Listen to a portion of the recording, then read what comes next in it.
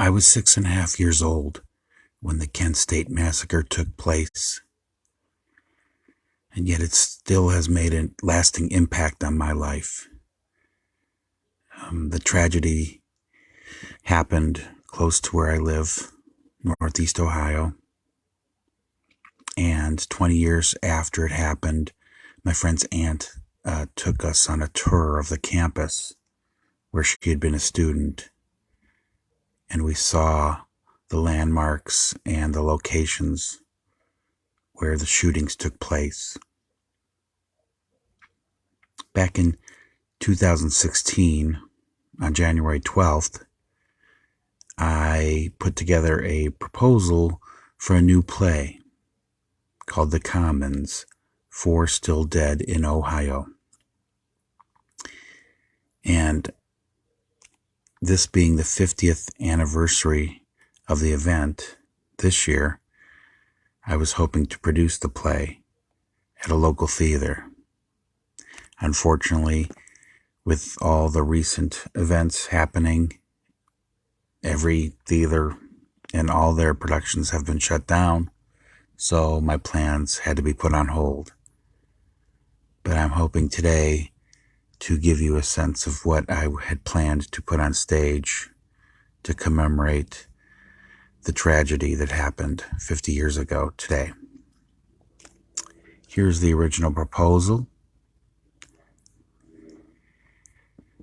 The Commons, Four Still Dead in Ohio, is a play based on true events and inspired by the massacre at Kent State University back on May 4th, 1970.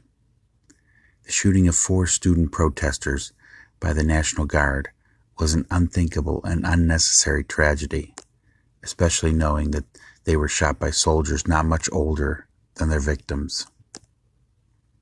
The tragedy took place in a free speech area of Kent State called the Commons, and the play will strive to show the commonality in each of the characters and all of humanity.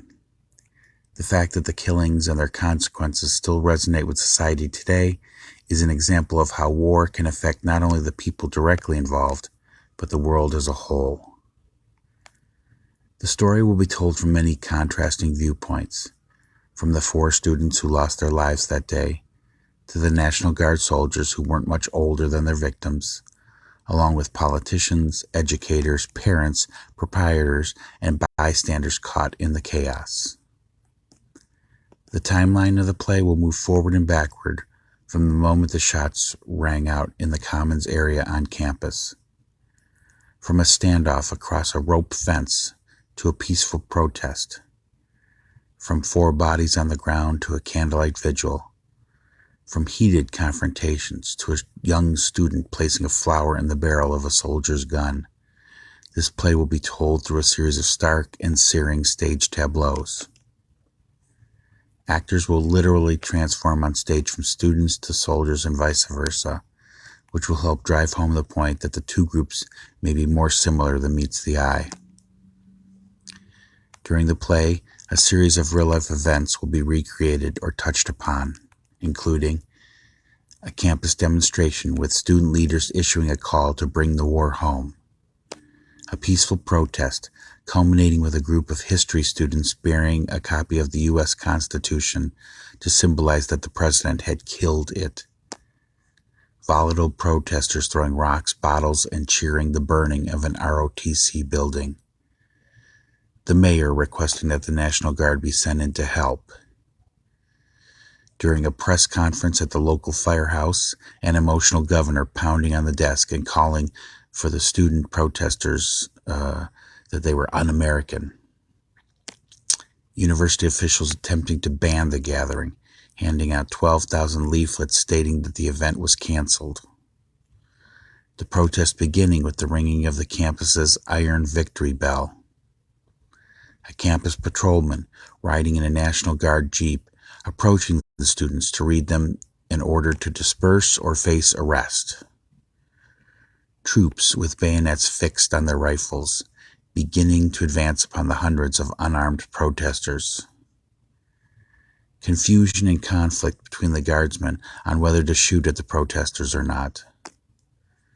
the sound of the bullets flying across the campus. A photojournalism student capturing a picture of a 14-year-old runaway screaming over the body of a dead student.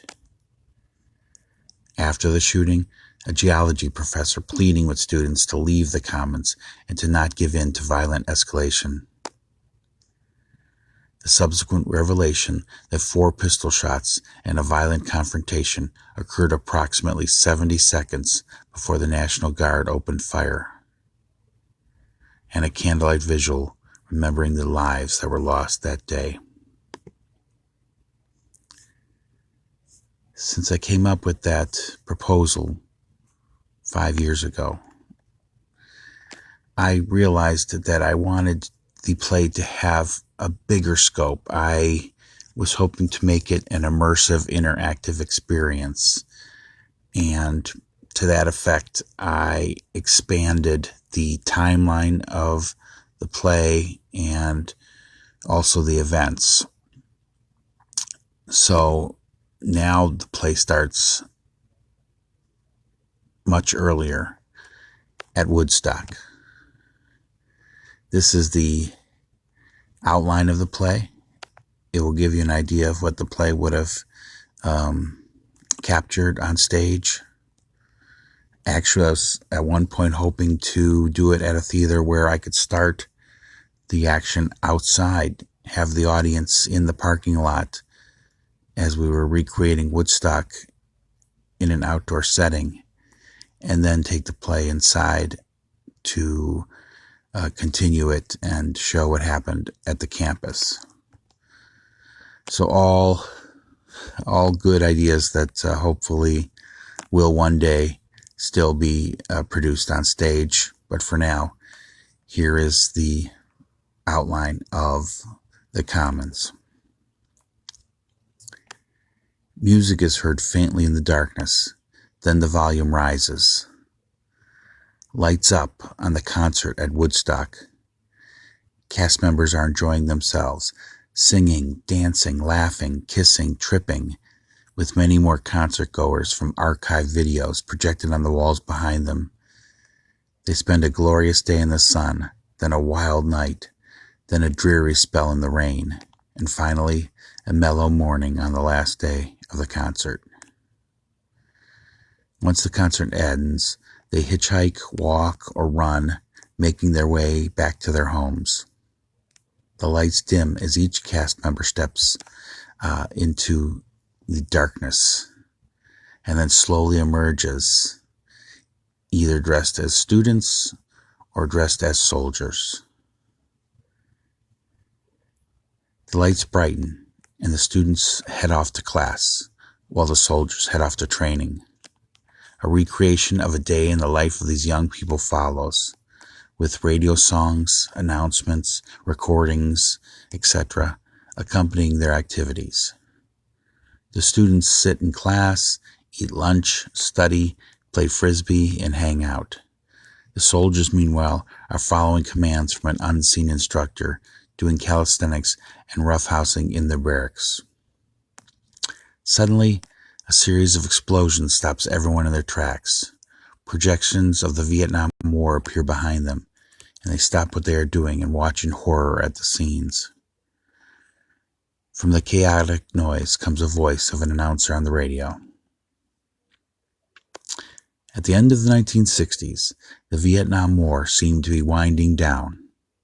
On April 30th, 1970, President Richard Nixon announced the invasion of Cambodia, triggering protests across college campuses. On Friday, May 1st, an anti-war rally was held on the Commons at Kent State University.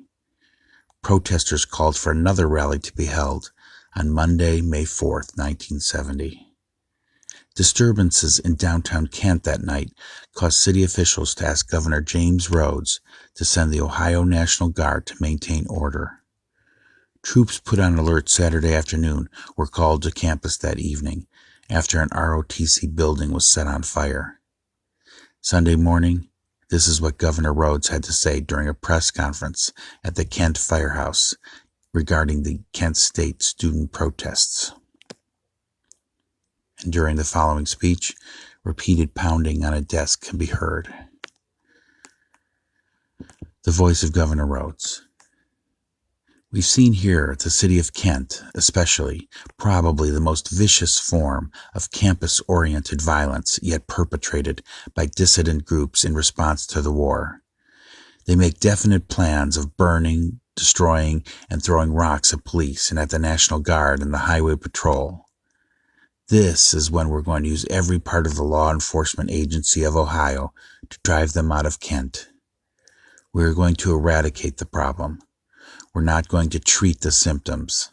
And these people just move from one campus to the other and terrorize the community. They're worse than the brown shirts and the communist element and also the night riders and the vigilantes. They're the worst type of people that we harbor in America. Now, I want to say this. They are not going to take over campus. I think that we're up against the strongest, well-trained, militant, revolutionary group that has ever assembled in America. End quote. The soldiers line up on stage to form a semicircle, and then the students form a group in front of them, ready to speak out to the audience. The actors start a chorus of responses that begin calmly and slowly rise in intensity. All have leaflets in their hands, and if possible, pass them out to my audience members. And students and soldiers will go back and forth, calling out the following. The protest will begin at noon. The protest will be canceled soon. Join us at the Commons today. Leave now, please, and you'll all be safe. Disperse, disperse while you still can. Just another threat from the man. Company A, report for duty. National Guard, they'd never shoot me. The campus victory bell is heard. The students stop speaking, and the soldiers march off stage. The students line up and lead a silent procession, the lead student pretending to hold a copy of the U.S. Constitution. Another student mimes shoveling the ground, and then they bury the document, and another student pretends to be President Nixon. Students are heard saying the following. Long live our Constitution. In school we were drilled it, but it matters no more, 'cause the president killed it. The students jump up on the platform and start to chant. One by one, the soldiers return as students, wrapped in flags, turned away from the audience, joining in the protest. The students cry out, "Bring the war home." Slowly, one by one, the soldiers drop their flags and reveal that they're soldiers. The protest intensifies. One by one, the students mime throwing rocks and bottles. The soldiers deflect the objects and yell out, "Stand back, clear out." The soldiers prepare tear gas canisters and throw them at the students. The effect of smoke can be seen, but the students are not affected. Pigs off campus. The students throw the tear gas canisters back at the soldiers, who put on gas masks, and yell out, "Disperse or face arrest." The students band together and lock arms. The soldiers line up, fix bayonets on their rifles. The shouting increases, then decreases rapidly. For 1 minute, the stage is silent, with the students miming protests and the soldiers silently preparing. Then a female student and a male soldier step forward. The student boldly walks up and puts a flower in the gun barrel of the confused, reluctant soldier. The soldier puts down his rifle. They hug. The student picks up the rifle and hands it back to the soldier.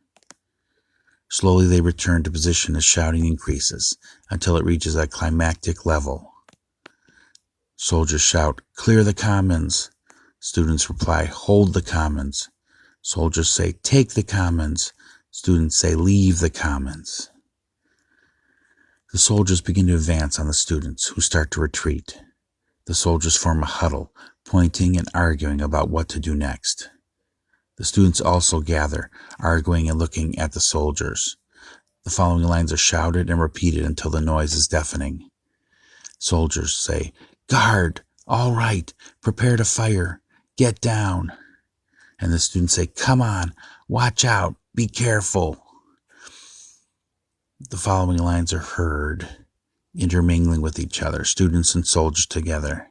Students say, "Let's go." I said no. Soldiers say, "Watch those students at Prentice Hall. Our 77 guardsmen can't cover them all." Students yell out, "Study group tonight. We have to stay and fight." And soldiers respond, "We have to fire a warning shot." And one soldier says, "Myron, no, that's not." Suddenly one shot is heard. Silence. Then another shot. Silence. Then a barrage of shots are heard. All on stage say in unison, 1 round of ammunition, 2 rounds of ammunition. They keep counting till the number 67. All the while, shooting, running, hiding, screaming. The soldiers finish shooting, and the students, one by one, gather together. Then 4 of the students slump to the ground. Soldiers say, "The shooting only lasts 13 seconds. And then the students say, "But it seemed to go on as a solid volley for perhaps a full minute or even longer." At the end of the counting, the soldiers stand over the 4 bodies of the students who have been shot. A teacher's voice is heard. "I don't care whether you've never listened to anyone before in your lives. I am begging you right now. If you don't disperse right now, they're going to move in, and it can only be a slaughter. Would you please listen to me? Jesus Christ, I don't want to be a part of this." The soldiers put their rifles down and take off their helmets, and are heard saying, "That day was the worst. A sniper shot first. I wanted to cry. I feared for my life." The soldiers kneel down over the students, and the students are heard saying, "The National Guard killed 4 students. I was one of them. The National Guard killed 4 students. I was one of them." Then the students sit up one by one. "I was at the protest. I was there too, but we only wanted peace. I was walking to class. I was in the ROTC. Why would you kill us? Why would you kill me?" The other students echo that. "Why would you kill me? Why would you kill me? Why would you kill?" The soldiers help the students to their feet, and the students one by one identify themselves. "My name was Allison Krauss, Jeffrey Miller, Sandra Schurer, William Knox Schroeder." And then the soldiers identify themselves. "My name is Sergeant Lawrence Schaefer, Sergeant Jill Lungry, Private Mary Peterson, Private Peter Thomas." The soldiers and the students stare at each other as the announcer is heard. On May 4th, 1970, Kent State students protested on the Commons against the U.S. invasion of Cambodia and the presence of the Ohio National Guard called to campus to quell demonstrations. Guardsmen advanced, driving students past Taylor Hall. A small group of protesters taunted the guard from the Prentice Hall parking lot. The guard marched back to the pagoda where members of Company A, 145th Infantry, and Troop G, 107th Armored Cavalry, turned and fired 67 shots during 13 seconds. 4 students were killed: Allison Krauss, Jeffrey Miller, Sandra Schurer, and William Schroeder. 9 more students were wounded: Alan Canfora, John Cleary, Thomas Grace, Dean Caller, Joseph Lewis, D. Scott McKenzie, James Russell, Robert Stamps, and Douglas Rentmore. Those shots were 20 to 245 yards away. The report of the President's Commission on Campus Unrest concluded that the indiscriminate firing of rifles into a crowd of students and the deaths that followed were unnecessary, unwarranted, and inexcusable. The soldiers and other students echo the last words as they pair up in lines. all repeating over and over, unnecessary, unwarranted, and inexcusable. Slowly, the soldiers take off their uniforms, hand their uniforms to the students, and the students put on the coats and pants of the soldiers. One by one, they slowly transform into each other. And then the students come together and form a memorial on stage. The following accounts are alternately rushed, overlapped, hushed, repeated, echoed. A student with a camera. I was in the student photography lab when the shots rang out. I grabbed my camera and quickly ran outside, thinking the bullets were supposed to be blanks. A soldier says, some people believed they heard shots before the guardsman fired. The student with the camera continues, when I put the camera to my eye, I noticed a particular guardsman pointing at me. I said, I'll get a picture of this, and his rifle went off. And almost simultaneously as his rifle went off, a halo of dust came off a sculpture next to me, and the bullet lodged in a tree. I dropped my camera in the realization that it was live ammunition. Another student remembers, I heard a sound. Tat, tat, tat, tat, tat. I thought it was fireworks. A soldier says, I personally can attest that a single shot of unknown origin preceded the 13-second volley of gunfire. A student says, an eerie sound fell over the commons. The quiet felt like gravity pulling us to the ground. Then a young man's voice. They killed somebody. Everything slowed down and the silence got heavier. A soldier says, a student who had connections with the FBI reportedly had a gun and pointed it at students in self-defense. He had scuffled with some fellow students and reportedly drawn his gun before being chased by several men across the campus. It was later determined his gun had been fired 4 times. They just don't know when. A student says, the ROTC building, now nothing more than a few inches of charcoal, was surrounded by National Guardsmen. They were all on one knee and pointing their rifles at us. Then they fired. A soldier says, I never heard any command to fire. That's all I can say on that. That's not to say there may not have been, but with all the racket and noise, I don't know how anyone could have heard anything that day. A student remembers, the shots were definitely coming my way because when a bullet passes your head, it makes a crack. I hit the ground behind the curve, looking over. I saw a student hit. He stumbled and fell to where he was running towards the car. Another student tried to pull him behind the car. Bullets were coming through the windows of the car. As this student fell behind the car, I saw another student go down next to the curb on the far side of the automobile, maybe 25 or 30 yards from where I was lying. It was maybe 25, 30, 35 seconds of sporadic firing. A soldier says, Time magazine later concluded, triggers were not pulled accidentally at Kent State. A student says, the firing stopped. I lay on the ground maybe 10 or 15 seconds. I got up. I saw 4 or 5 students lying around the lot. By this time, it was like mass hysteria. Students were crying. They were screaming for ambulances. I heard some girls screaming, they didn't have blanks. They didn't have blanks. No, they didn't. A soldier says, a commission report states, even if the guardsmen faced danger, it was not a danger that called for lethal force. The 67 shots by 28 guardsmen certainly cannot be justified.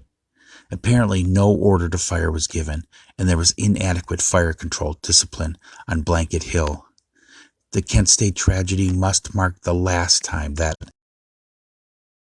loaded rifles are issued to guardsmen confronting student demonstrators. A student says, all I can tell you is that it completely and utterly changed my life. I was a white hippie boy, and then I saw exit wounds from M1 rifles out of the backs of 2 people I knew. 2 of the 4 people who were killed, Jeffrey and Allison, were my friends. A student says, we were all running our asses off from these mother effers. It was total other bullshit. Live ammunition and gas masks. None of us knew. None of us could have imagined. They shot into a crowd that was running away from them. A student says, by the time I made my way to where I could see them, it was still unclear what was going on. The guardsmen themselves looked stunned. We looked at them, and they looked at us. They were just kids, 19 years old, like us, but in uniform, like our boys in Vietnam. The performers are now all dressed as students. They look at each other. No one knows who was a student and who was a soldier.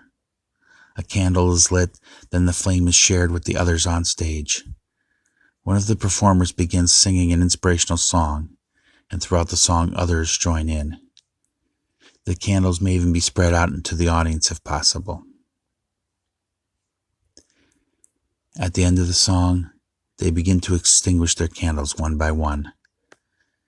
Then all the performers slowly move into place to recreate the famous photo of the girl crying over a body. The student with a camera takes the shot. The actors freeze as the student with the camera speaks. I don't know what gave me the combination of innocence and stupidity. I started to flee, run down the hill, and then I stopped myself. Where are you going? I said to myself. This is why you are here. And then I started to take the pictures again. I knew I was running out of film.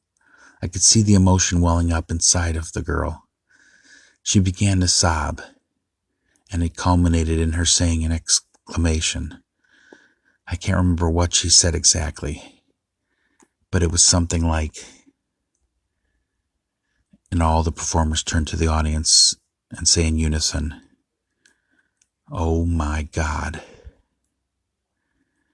The lights go down, and a slideshow of photos from the day are projected on the back wall